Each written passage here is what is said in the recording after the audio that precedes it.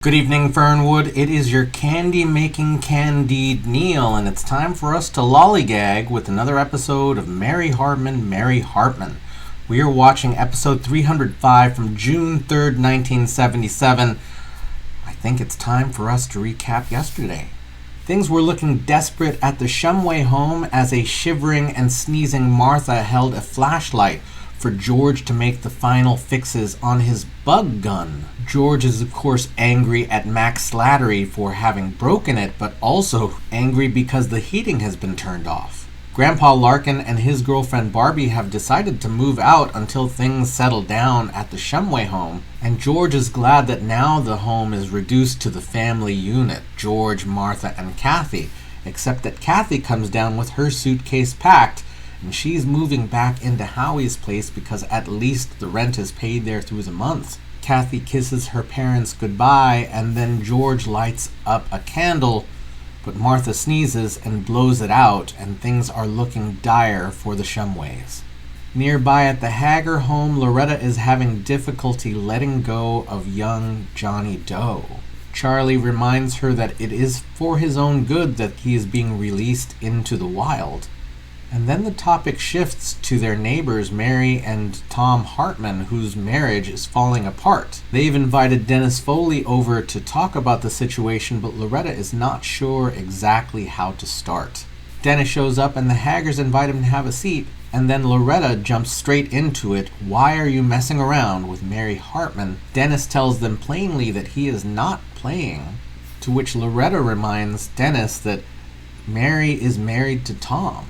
Dennis tells the Haggers that not only is he in love with Mary, but that Mary is not happy with Tom. And while the Haggers generally believe that that is the Hartman's business, they aren't able to dissuade Dennis from his path. And this leaves the Haggers unsure as they see their own life and their neighbors' lives dissolving around them. Later at the Capri Lounge, Charlie sits with Tiny and they go over the fact that each of them has loaned money to George Shumway.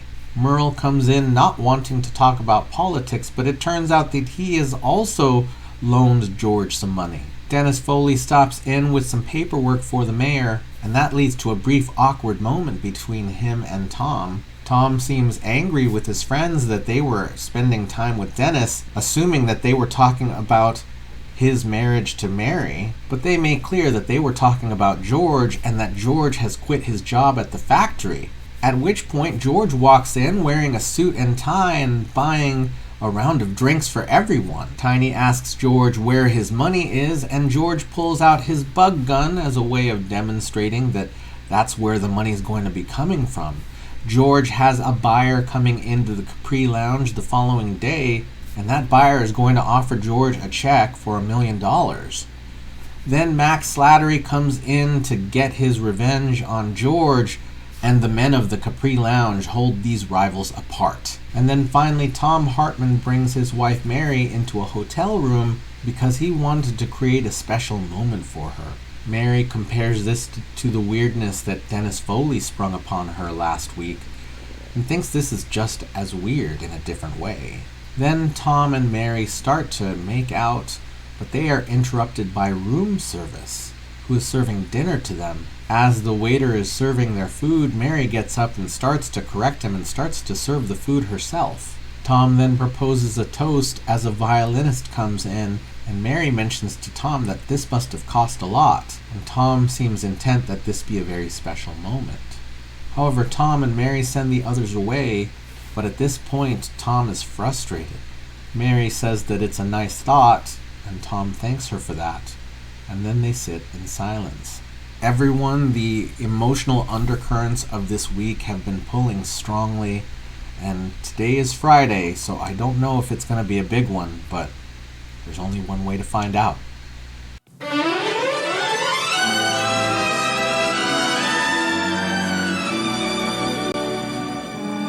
Mary Hartman! Mary Hartman! So what's the secret? What secret?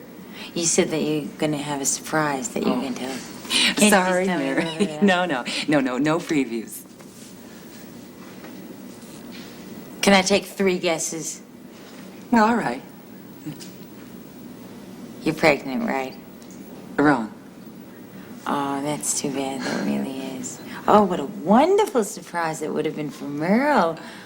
Well, or whoever the father would have been. Are you sterile? I'm not going to tell you again, Mickey Mo. Now, you're going to stay out of my personal belongings, you understand that? You've been through my socks and my T-shirt. Now you got my smoking jacket on there. I'm going to tell you something else. You're not wanted around here. Do you understand that, Mickey Mo? I want him around here. Well, whoever said you were wanted around here? You invited me, knucklehead, remember? Hey, now, let's not quibble, children. Geez. Hey, look, Mickey Mo, there's plenty of beer in the refrigerator, so why don't you just go ahead and help yourself? Thank you, Wanda. That brother of mine that you was foolish enough to marry ain't got a fingernail's worth of hospitality.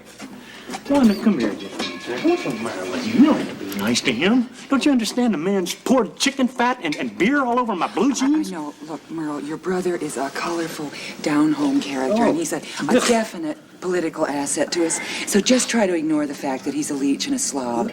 Look, I don't care. I'm telling you one thing. If he lays one finger on my cardigan sweaters, I'm going to take them pliers to his eyebrows. Merle, you're turning lavender. Are you all right? No, I'm not all right. I got two relatives running around here. They're as tough as whip leather. I got a wife who's getting ready to make an announcement that she's running for president and humiliate me.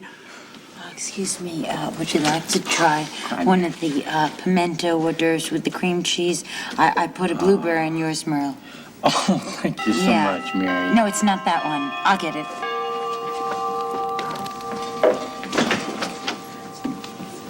Hello, Mary.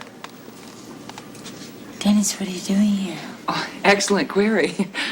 I got a call at the station to come to the mayor's house to act as a bodyguard for presidential candidate. Oh, gosh, that's funny. I didn't make the call, and, well, I know Merle wouldn't.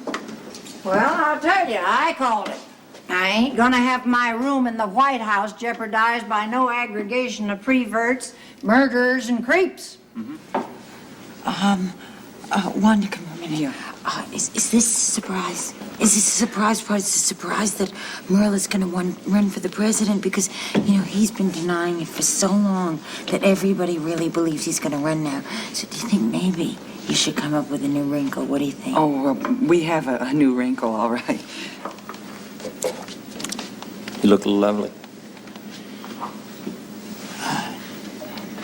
Dennis, aren't you supposed to be guarding Merle's body? Mary, let's stop playing games for a few minutes. I think I feel a very strong sexual attraction between us. And don't you think it's about time that we had a discussion about what to do about it? See, I can hardly hide it anymore. Dennis, please, my whole family's going to be in. You got to please try to... Care for an hors d'oeuvre, Sergeant Foley. Mary. Later, okay, much later, years later, okay. Hors d'oeuvre, sweetheart. Mary, you and Foley seem to be having a good time, huh? Not at all. I don't consider that at all. Sergeant Foley asked me something about an hors d'oeuvre, but I don't consider that having a good time at all. Heaven, now stop that! See, now that I call having a good time. Yeah. Honey, now, did you know Foley was going to be here? Did you know? Well, it's nice If to so, why did see you, Tom. hi, So Wanda. glad you could come. Okay, why don't I pass around the hors d'oeuvres, because I really could use the footwork, you know? Oh, thank Excuse you, me. dear.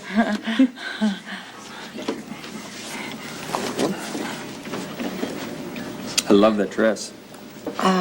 My favorite dress of yours. Oh, it's just an old thing, it's nothing.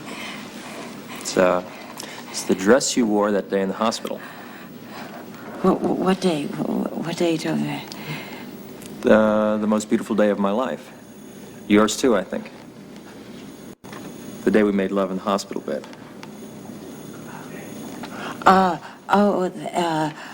You mean a few days after the heart attack? Oh, yeah, that day. It just slipped my mind. Listen, Dennis, please, it's a cocktail party. Please, this is no place to talk about anything medicinal. Okay, excuse me, I've got to go past the hors d'oeuvres now, okay? Hors d'oeuvres! No, thank you.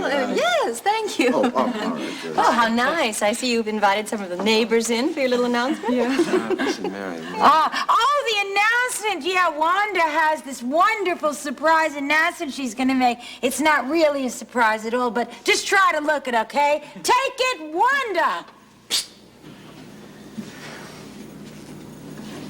Are you quite satisfied now?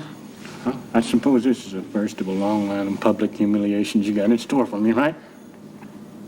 And pretty soon they're going to be calling you Miss President. And me first man. Oh, try to be strong. Now, hey, I'm not crying. Mary, how you doing, hon? I'm fine. Listen, just without any further ado, let's get right ahead on with all this now. And Wanda, you just go right ahead now and you make your little surprise announcement. Take it, Wanda. Well, I just want to say that after careful thought and really deep deliberation, the mayor and I have come to what we feel is a momentous decision. A decision that may, in fact, change the face of American history, not to mention setting a precedent in world politics. Ladies and gentlemen, it gives me great pride to announce that in the presidential election of 1980, the mayor and I are running as co-candidates for the presidency of the United States of America. Say what? Co-candidates. Well, I love it. Holy Mother Mary. Before you start any applause or anything like that, I would like to add that when my wife and I start ruling this country, it will be with the utmost humility and in the spirit of what I think is the most sacred tradition in this country, coupledom. I thank you. All right, all right.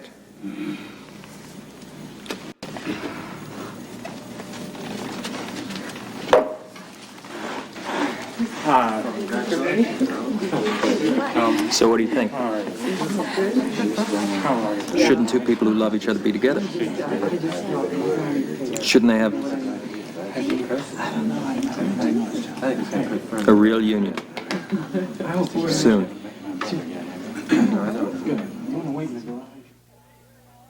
Oh, here they are. Here they are. Hello, want to sit down? Good to see you. Drinks for everybody. Yes, sir. Absolutely. Yeah, let's have it. Yeah. Well, ladies and gentlemen, this might be a night of history in the history of Fernwood. All right. It just shows what a little bit of ingenuity, hard work, and clean living can do to make a native son walk among the greats. That's right. In this our fair land. I won't believe it till I see it. Personally, I don't think what's-his-name there could invent anything that anyone would pay 2 cents for. George, listen, I wish you all the success in the world with Yeah, that. I appreciate it. Right. I Okay. certainly do. You know, I was just wondering one thing, if I have time for one question before Lay it we get on me, started. lay it on me, lay it on I me. was just wondering, suppose, God forbid, something goes wrong, but if it did and the whole thing goes down the tubes, so to speak, what would happen to our investment then? You're talking about the loan you made? Yeah, the money, Listen, fellas, I want you to push that right out of your minds. Because by tomorrow night, we can all retire. I think this might be our man. Is this it? Let me get on the old gravy train and see what we can do. Good luck, man. Go. Mr. Henke, I presume? Yes. I am George Shumway. I'm very glad to meet you, Mr. Shumway. And you should be. Yes. Well, if your gun is anything like you say it is, you're about to become a very wealthy man. It couldn't happen to a nicer guy. Yes. Well, are you ready to demonstrate your invention? I am not only ready, I am able and willing. Step right over here. Okay, folks. Yeah. The big moment has arrived. Leave here, huh? Come on, let's go. All right. Okay, George, go to... Gather around here now. The launching of the Queen Mary, the first flight of the Wright brothers, the explosion of the first atomic bomb, all wrapped into one neat little package. Speech! That was the speech. All right. Here's Buggy. Wow.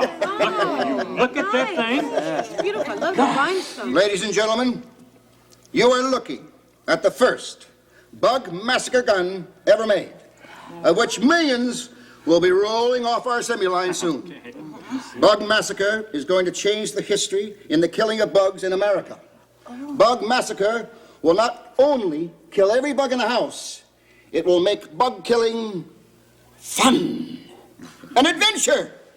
What's fun about stepping on an ant, huh? Yeah. Messy. But, Bug Massacre, you take the ordinary, simple, sometimes inept, but adorable American housewife. Oh, for me? And she can go on her own bug-killing safari.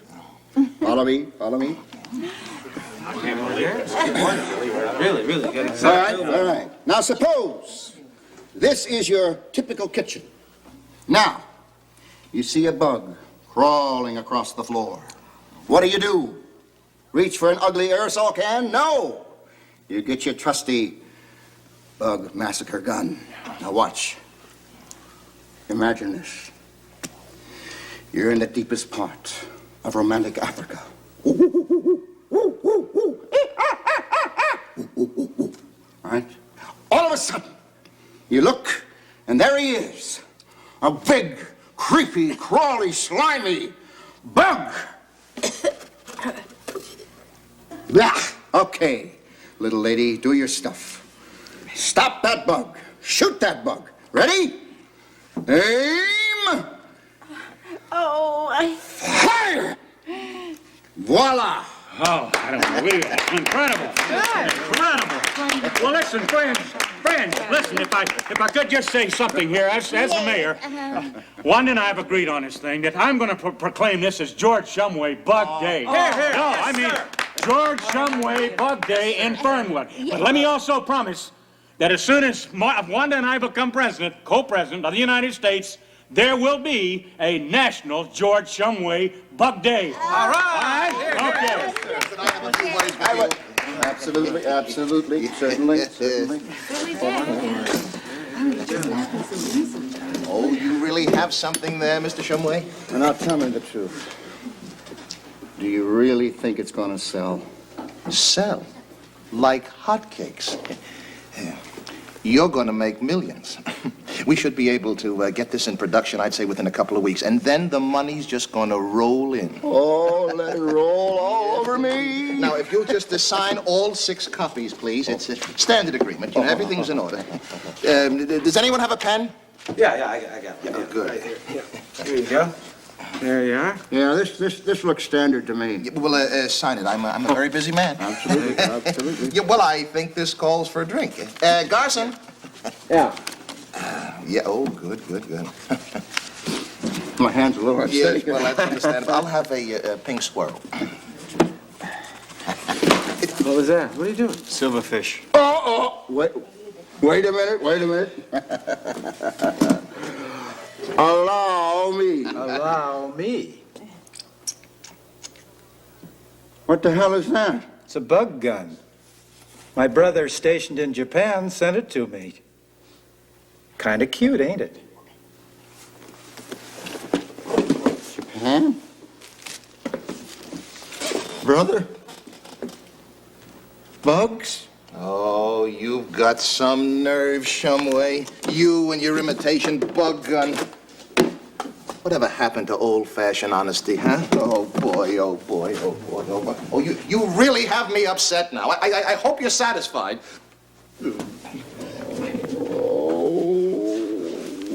George, come on. What the hell? Hey. Who wanted to be a millionaire anyway? Here, the taxes will kill you.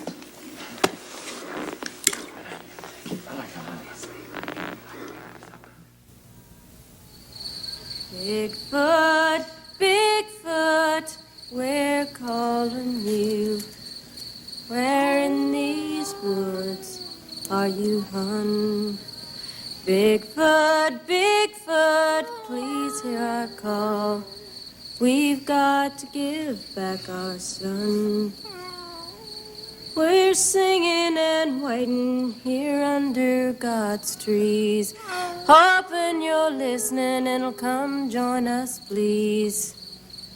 This mission's a sad one, but based on pure love, directed to us by God from above. Oh, Bigfoot, please hear our call.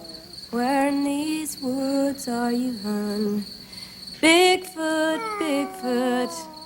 please hear us now. We've got to give back our son. Charlie, I know we made our decision and all based on Johnny Doe's own good. But I think we're just going to have to redecision. Now, that's all, because I'm not going to leave this boy all alone out here in the woods, and if Bigfoot don't show up to take care of him, then we're just going to have to forget about it, okay? Honey, that's your heart talking and not your head. Now, we've been through this all before. What in the world can we offer the boy, honey? A lifetime of being wrangled over by Dr. Maddock and the school board as to which one gets to train him up and run experiments on him and show him off like some performing bear, huh? Look, Charlie, if we could just take him back and just try to re-civilize him just one more time, okay? We could do it real fast. I know this time we could really make it this time. Loretta, Dr. Maddock told you the answer to that one already. The boy, if he hasn't had human contact between the ages of 2 and 9, he's just never going to be anything but a wild child, honey. It's a wild child, either miserable in the town or trained up and free and happy and free and open in the country, honey. Now, that's the choice we got. We got the boy too late. There's proper places with Bigfoot, Loretta.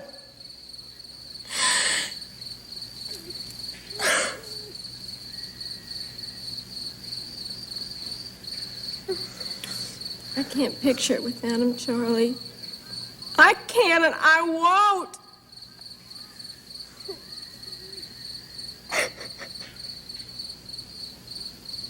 Just stop it, will you? Just stop it, Loretta. You're getting the boy upset now. Just stop it, honey. The decision's been made.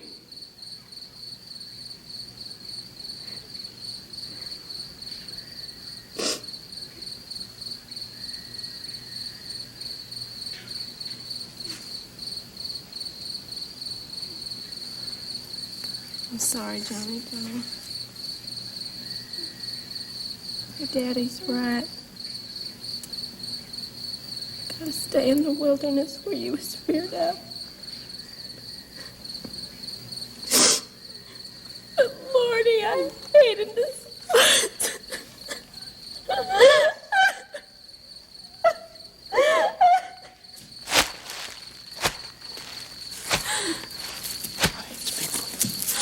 Bigfoot.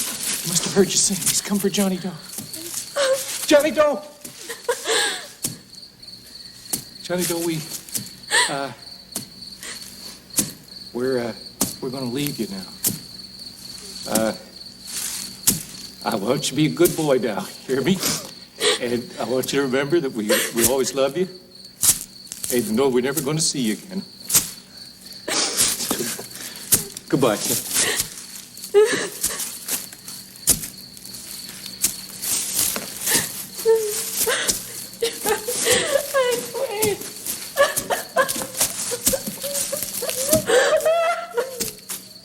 Come on.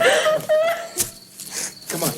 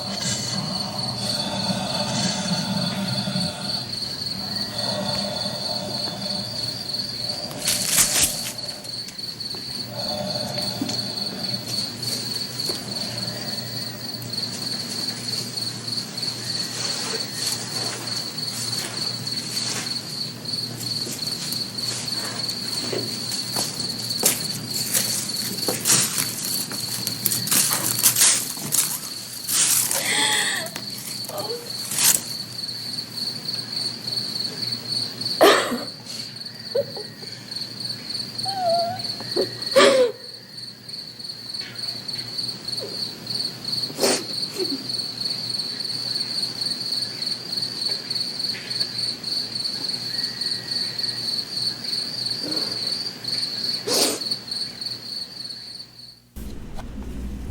mean, I know it's kind of silly, but it hurt a bit.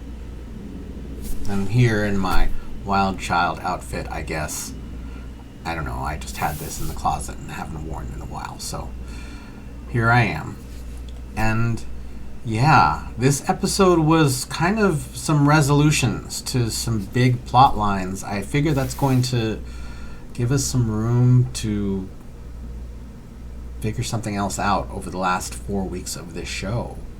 We start with Wanda and Mary preparing for their announcement, and everyone's getting involved. The Hartmans are certainly coming over, and Dennis has been invited over to be kind of the pre-necessity Secret Service. He's going to be guarding the presidential candidate. Mary takes a guess at what Wanda's surprise is. It's not pregnancy, it's not sterility either. Then Mickey Mo pops out, and we can see that Merle really just loathes him. And again, I feel reminded of...